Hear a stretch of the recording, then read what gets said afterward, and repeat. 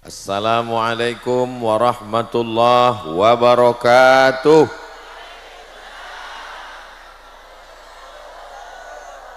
Apa kabar Bapak Ibu semua? Saya alhamdulillahi rabbil alamin wa bihi nasta'inu ala umurid dunya waddin wassalatu wassalamu ala al-qairil ghurril muhajjalin Sayyidina wa maulana wa syafi'ina wa zukhrina wa qurrati a'yunina Muhammadin wa ala alihi wa sahbihi wa man tabi'ahu ila yaumiddin. Kalau Tuan pergi ke Mekah ketemu orang Arab hidungnya mancung, sudah lama Abdul Somad tausiah hari ini di lembah gunung, kanan gunung, kiri gunung, di tengahnya ada umat Nabi Muhammad sallallahu alaihi wasallam. Tadi waktu saya turun dari atas, saya dibisiki dari belakang, Ustadz hati-hati, jangan terlalu ke kanan. Memang waktu turun tadi agak cemas juga saya jatuh. Jatuhnya nggak seberapa, tapi kalau sampai viral kemana-mana, keluar berita, Ustadz terjungkal di depan rumah Haji Her. Mudah-mudahan kita semua selalu dalam keadaan sehat walafiat. Yang sama-sama kita hormati guru kita yang membawa saya setiap tahun ke Pulau Madura, memimpin kita istighosah tadi, Kiai Haji Dr. Ahmad Fauzi Tijani, pimpinan Pondok Pesantren Al-Amin Prenduan. Matta'anallahu bituli umurihi, mudah-mudahan Allah panjangkan usia beliau, diberikan kesehatan, kekuatan zahir dan batin. Para alim, para ulama, hadratul muhtaramin wal mukarramin yang tak dapat saya sebutkan satu persatu. CEO Bawang Mas Group Haji Khairul Umam, kita kenal Haji Her. Saya sudah lama melihat gambar-gambar beliau di medsos, hari ini baru ketemu, lebih ganteng dari gambarnya. Kalau banyak yang penasaran apa rahasia suksesnya, beliau sudah menyampaikannya dalam kata sambutan, dalam dua bentuk, ucapan kalimat dan satu lagu dangdut. Ternyata rahasianya tidak banyak, sama seperti nama beliau, H-E-R, dan rahasianya juga 3 huruf, I-B-U, ibu. Kuncinya pada ibu. Mudah-mudahan ibu-ibu semua punya anak yang berbakti. Yang pertama, datang seorang bertanya kepada Allah Subhanahu wa ta'ala, nanti kalau saya masuk surga nanti dengan siapa ya Allah? Kata Allah menjawab, kamu nanti masuk surga dengan tukang daging. Enggak meyakinkan. Masa masuk surga dengan tukang jual daging? Dia tidak mengatakan kamu masuk surga dengan ulama, enggak. Kamu masuk surga dengan Ustadz Abdul Somad, LCMA dan seterusnya. Kamu nanti masuk surga dengan tukang jual daging. Lalu Nabi Musa alaihissalam pergi ke pasar, dia lihat tukang jual daging. Apakah mungkin ini orang yang akan bersama saya nanti di surga? Gayanya nggak meyakinkan, bukan ahli taat, bukan ahli ibadah, tapi rasanya Allah tidak mungkin salah, Allah maha benar, shadaqallah. Lalu dia ikuti tukang jual daging ini. Selesai berdagang, dia pulang ke rumah. Sampai di rumah, daging dia cincang, dia potong, dia masak. Setelah dia masak, lalu kemudian daging itu dia suapkan ke mulut ibunya. Setelah ibunya kenyang, ibunya berdoa. Apa kata ibunya? Ya Allah, masukkan anakku ke dalam surga bersama Nabi Musa alaihissalam. Masuk surga bukan karena amal, masuk surga karena doa ibu. Maka ibu semua doakan anak ibu, ya Allah, masukkan anakku ke dalam surga bersama Nabi Muhammad, bersama Nabi Isa, bersama Nabi Musa, bersama Nabi Ibrahim. Jangan lupa bersama Ustadz Abdul Somad dan seterusnya. Ibu siap? Alhamdulillahirabbil. Doa ibu luar biasa. Tapi jangan gara-gara ini mendengar tausiah ini lalu banyak anak muda nanti yang nggak sholat zuhur, yang nggak sholat ke masjid. Ketika ditanya, kamu kenapa nggak sholat? Ibu saya sudah mendoakan saya masuk surga. Makanya ibu doakan anaknya tidak hanya sebatas masuk surga, tapi juga doa Nabi Ibrahim alaihissalam, Rabbi habli minas salihin. Semoga semua anak-anak kita ini mendapatkan surga Jannatul Firdaus. Tadi saya sampai ke rumah Haji Her. Yang pertama beliau minta adalah sebelum kemari, Ustadz foto dulu dengan ibu saya. Masya Allah, tabarakallah.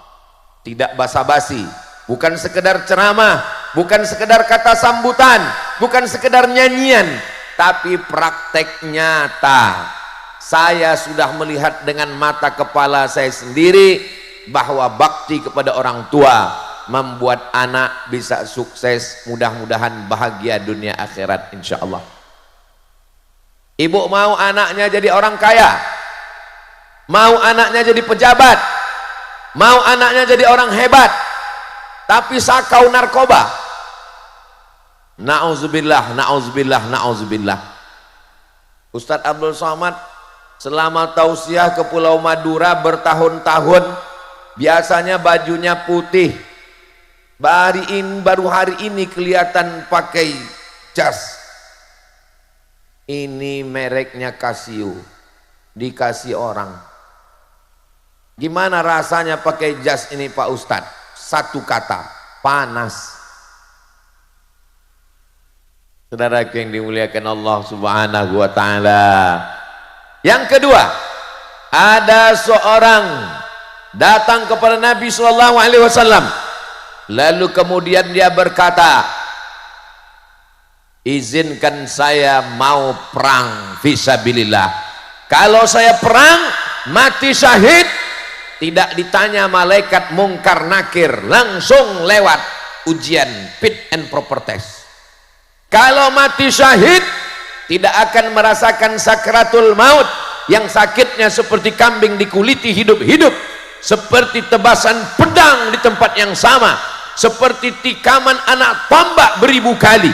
Kalau mati syahid tidak ada hisab, langsung masuk ke surga.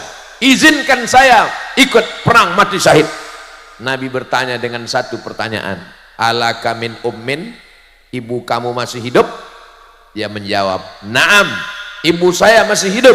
Apa kata Nabi? Enggak usah pergi perang. Lalu bagaimana? Ilzam rijlaiha fathammal jannah, urus telapak kakinya, kau akan masuk surga. Ini melihat dari jamaah yang luar biasa, dari bendera yang dikibarkan, nampaknya sudah siap ke Palestina semua.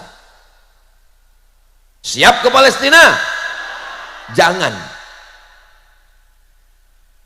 Saya nggak mau dapat berita beberapa jamaah yang berangkat ke Palestina dari Pulau Madura sekarang sedang sekarat.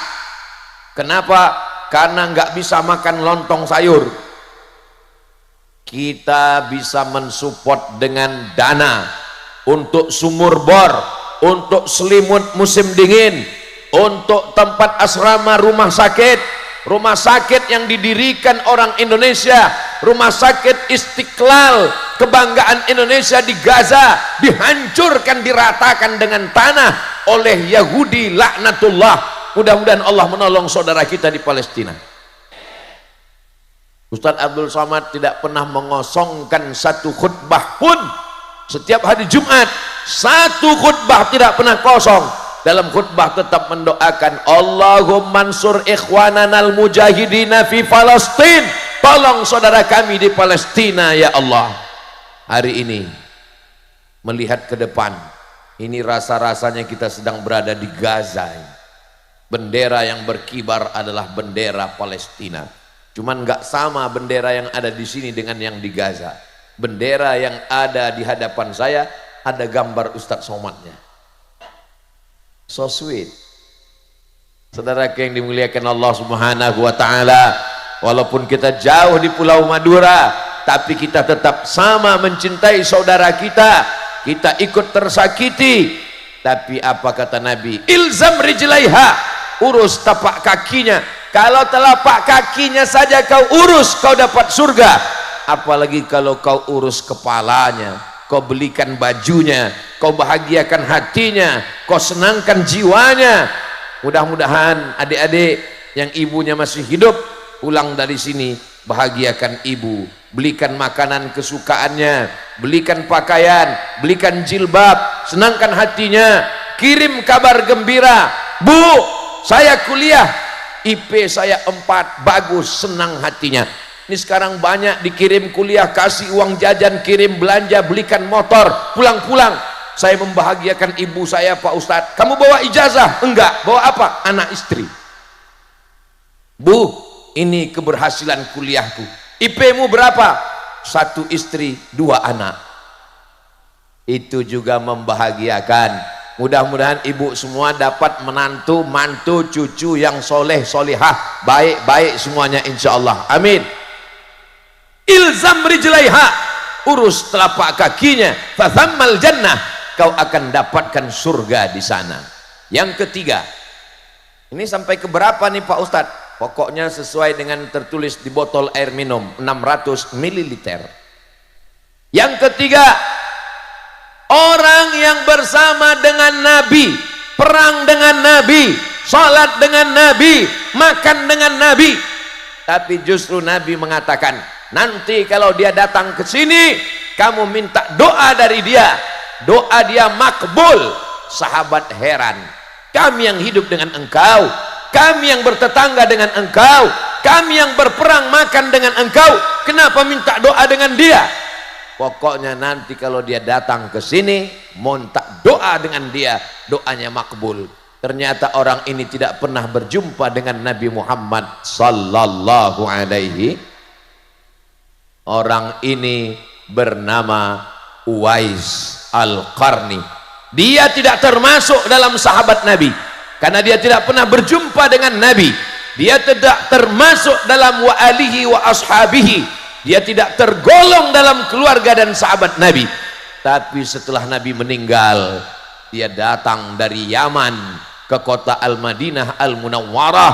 Sahabat berduyun-duyun memintakan doa istighfar kepadanya. Inilah dalil bahwa orang yang menjaga ibunya bisa jadi lebih mulia daripada orang yang berjumpa dengan Nabi Muhammad sallallahu alaihi wasallam. Ini banyak orang sekarang. Kenapa saya hidup zaman sekarang Pak Ustadz? Kenapa saya hidup jauh dari Nabi? Kenapa saya tinggal di Pulau Madura? Kenapa saya hidup di tahun 2024? Kenapa saya tidak hidup di zaman Nabi?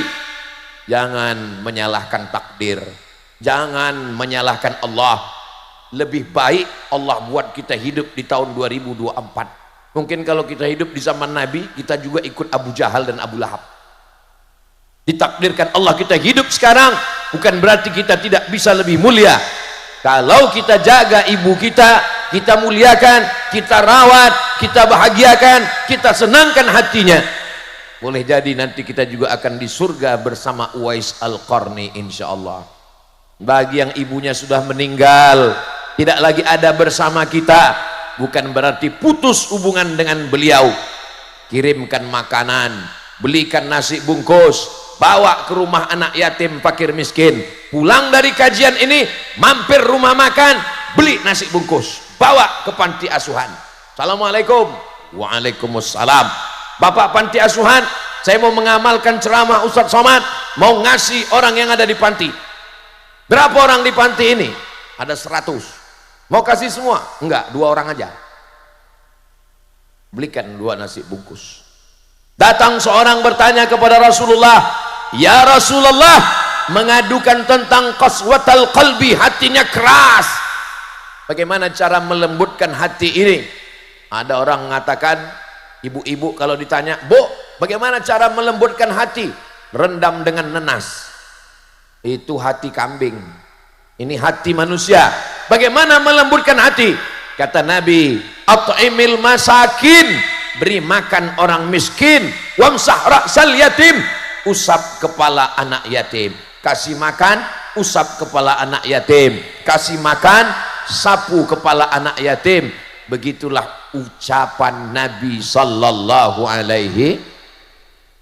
Salatullah salamullah ala taha rasulillah. Salatullah salamullah habibillah. Tawassalna bismillah wa bil hadi rasulillah wa kulli mujahidin lillah bi ahlil badri. Allahumma salli ala Sayyidina Muhammad. Saya biasanya kalau tausiah itu jamaahnya di depan semua, tapi hari ini saya merasa luar biasa. Kemana memandang ada jamaah, lihat ke kanan ada, lihat ke atas ada, lihat ke kiri ada, ke belakang pun ada. Hai guys, Masya Allah, tabarakallah. Saya senang sekali bisa ketemu dengan Bapak Ibu semua. Mudah-mudahan orang yang mempertemukan kita di tempat yang baik, di waktu yang baik, membicarakan yang baik, selalu dilimpahkan Allah kebaikan-kebaikan dunia dan akhirat. Man ahsana ilaikum, siapa yang berbuat baik kepada kamu, fakafi'uhu, balaslah. Fa illam tajidu, kalau kamu belum mampu membalasnya, doakan mudah-mudahan panjang umur, diberikan berkah rezeki. Yang hadir semua ini mudah-mudahan anaknya anak-anak yang berbakti pada orang tua, soleh dan solihah. Kalau ada yang dililit utang, mudah-mudahan utangnya lunas. Semakin kuat aminnya. Yang belum ketemu jodoh, mudah-mudahan ketemu jodoh. Lebih kuat lagi. Tapi saya lihat yang ngaminkan kayaknya udah punya anak 2-3. Bapak Ibu yang dimuliakan Allah Subhanahu wa taala. Yang keempat, ketika Nabi Muhammad sallallahu alaihi wasallam masuk ke dalam surga, dalam peristiwa Isra dan Mi'raj, Nabi memandang ke belakang dan yang dilihat, loh, ada foto Ustaz Somad. Masya Allah.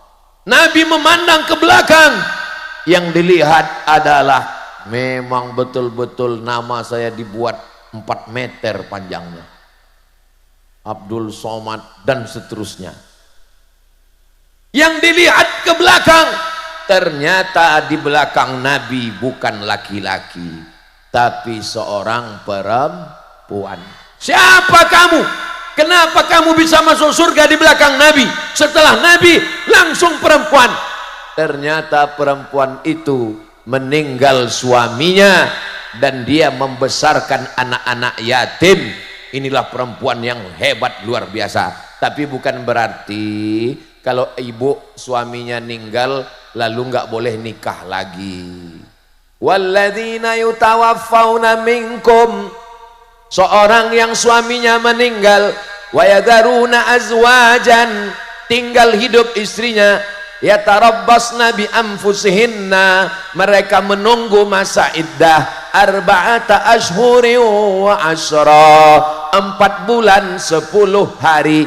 Jadi kalau bapak meninggal, ibu nunggu cuman 4 bulan 10 hari. Setelah itu ibu akan dipinang oleh bronis, brondong manis.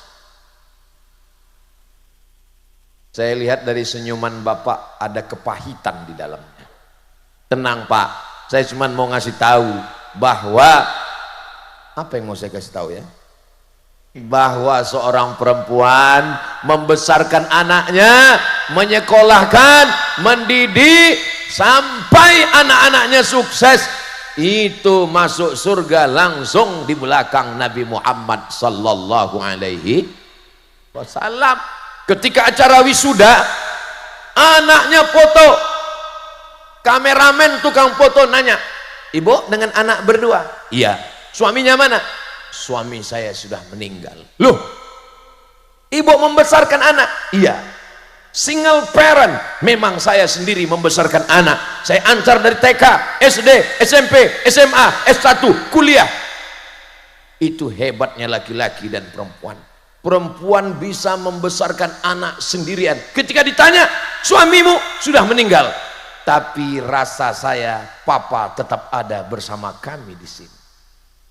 Perempuan walaupun suaminya sudah meninggal, dia tetap bisa bersama. Beda sama laki-laki. Nggak usah lagi diteruskan laki-laki ini. Tapi yang di hadapan saya ini adalah laki-laki yang soleh-soleh, baik-baik semuanya. Ibu jangan ragu sedikit pun. Ini suami yang baik, suami yang suka ngaji, suami yang istighosah, suami yang berzikir. Suami yang baik seperti ini jangan dikubur sebelum meninggal. Setuju, Bu? Setuju mereka semua. Saudaraku yang dimuliakan Allah Subhanahu wa taala, itulah hebatnya perempuan ketika dia membesarkan anaknya, mendidik, mengayomi, melindungi dengan tetes peluh keringat dan air mata. Ini kiai-kiai, para alim, para ulama, hadratul muhtaramin wal mukarramin, pengusaha, CEO, bisnismen, ustadz, semua laki-laki yang hebat-hebat ini lahir dari rahim. Ada yang lahir dari rahim laki-laki? Enggak ada. Itu yang belum bisa dibuat oleh Thailand. Thailand bisa membuat apapun. Mereka bisa menciptakan lady boy, wajahnya lady, kaki boy, tapi dia belum bisa menciptakan rahim. Itu hanya ciptaan Allah Subhanahu wa taala. Innama amruhu idza arada syai'an ayyaqula lahu kun. Akhirnya kita wujud ke atas dunia. Saya tadi mau menyampaikan hadis tentang man ahaqqun nas bi husni suhbati. Siapa orang yang paling layak mendapatkan baktiku ya Rasulullah? Saya nggak sampaikan lagi karena sudah disampaikan Haji Her. Waktu beliau ngasih kata sambutan tadi, dalam hati saya, ini kelihatannya bahan saya udah habis ini. Bapak Ibu yang dimuliakan Allah Subhanahu wa taala, saya cuma menyampaikan tausiah. Beliau lengkap dengan lagu dangdutnya.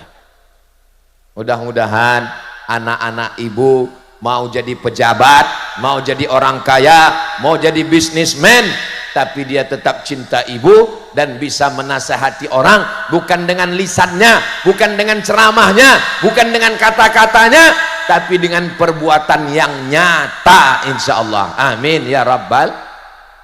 Sallallahu ala Muhammad, sallallahu alaihi wasallam, sallallahu ala Muhammad, sallallahu alaihi wasallam.